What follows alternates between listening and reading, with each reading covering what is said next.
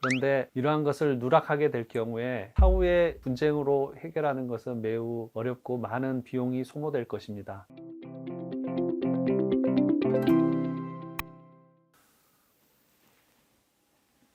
안녕하십니까. 승소가 체질 부동산 전문 변호사 김성훈입니다. 지난번 영상에서 부동산 매매계약 작성 시 주의사항에 대해서 말씀드렸습니다. 이번에는 부동산 임대차 계약에 관한 특약사항은 어떤 것들이 있고 구체적으로 어떤 내용을 기재하면 좋을지에 대해서 말씀드리겠습니다. 실제로 의뢰인들께서 많이 여쭤보는 질문이라 최대한 실무적인 꿀팁을 잘 담아서 말씀드리겠습니다. 계약서를 작성할 때에는 자신이 원하는 것과 걱정되는 부분을 고민하여 자세히 언급하는 것이 좋습니다. 특히 쌍방이 당연히 동의하는 것도 상대방이 불이행할 경우 낭패를 볼 수 있는 경우라면 반드시 특약사항에 기재를 하는 것이 좋습니다. 특약사항의 작성은 6하 원칙을 바탕으로 기재하고 반드시 지키기를 희망하는 내용의 경우에는 페널티 조항 등을 마련하여 기재하는 것이 좋습니다. 그리고 주택임대차 표준계약서나 상가건물 임대차 표준계약서를 참조하면 좋습니다. 대항력과 우선변제권이 있는데요. 이는 당일 발생하는 게 아니라 그 다음날 발생하게 됩니다. 나쁜 임대인의 경우에는 인도일에 근저당권을 설정하여 대출을 받는 경우도 종종 있습니다.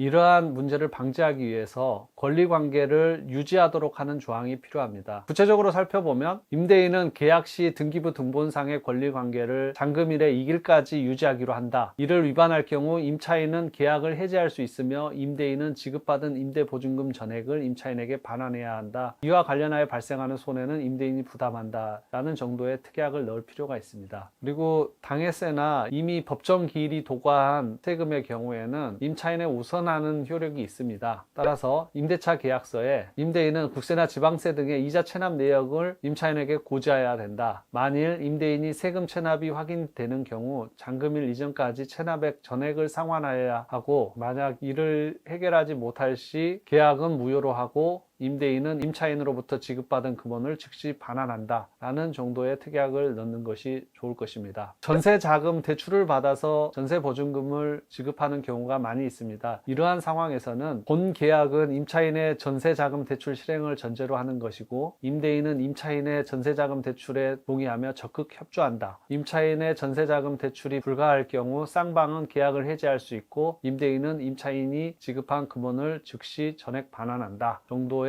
특약을 넣는 것이 좋습니다. 상가의 경우라면 인허가가 나오지 않은 경우 해지할 수 있고 그 경우 기지급한 보증금을 전액 반환한다는 것을 명시하는 것이 좋습니다. 용도 변경이 필요한 경우 용도 변경일과 그 비용 지급 주체 등을 기재하는 것도 좋습니다.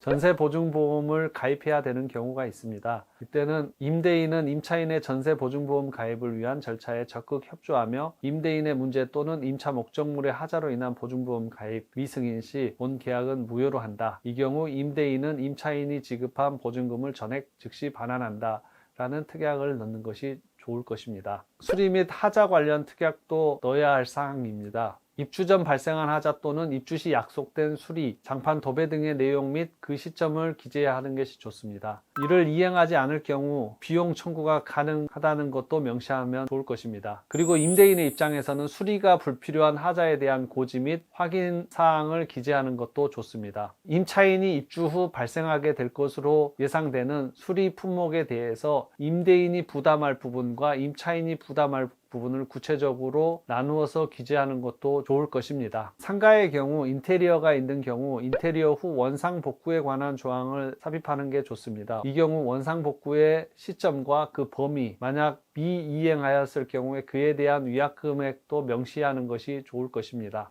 임대인에 따라 그 자력이 달라지는 경우가 많습니다. 따라서 임차 목적물의 가격으로 보증금이 모두 보장된다고 보여지지 않을 경우에는 임대인 변경에 관한 사전 고지 의무 특약을 할 필요가 있습니다. 임대인은 임차 목적물의 매매 등으로 임대인 지위가 제3자에게 승계된 경우 사전에 임차인에게 고지하여야 한다 정도의 특약을 넣는 것이 좋습니다. 그리고 반려동물의 경우에는 주택을 훼손하는 경우가 종종 있습니다. 반려동물을 기르지 않는 것을 것을 희망할 경우에는 반려동물은 기르지 않기로 한다. 임차인이 이를 위반하는 경우 위 임대차 계약을 해지하기로 하고 이와 관련하여 발생한 손해는 임차인이 부담한다. 라는 특약을 넣는 것이 좋습니다. 그리고 임차인이 임대차 목적물을 부주의하게 사용하는 것을 방지하기 위해 벽에 못질 스티커 부착으로 인한 도배 훼손 등 임차인의 부주의한 사용으로 인한 손해 발생 시 임차인이 모두 배상하기로 한다는 특약을 넣는 것도 좋을 것입니다. 그리고 간혹 임차인들 중에는 집을 보여주기를 싫어하는 분들도 계십니다. 이러한 것을 방지하기 위해서 임차인이 집을 보여주기로 협조하도록 특약을 할 필요가 있습니다. 임대차 계약이 만료 또는 종료되는 경우 임차인은 퇴거 2개월 전부터 새 임차인을 구하기 위해 집을 보여달라는 임대인의 요청에 적극 협조하기로 한다. 이러한 특약을 넣으면 될 것입니다.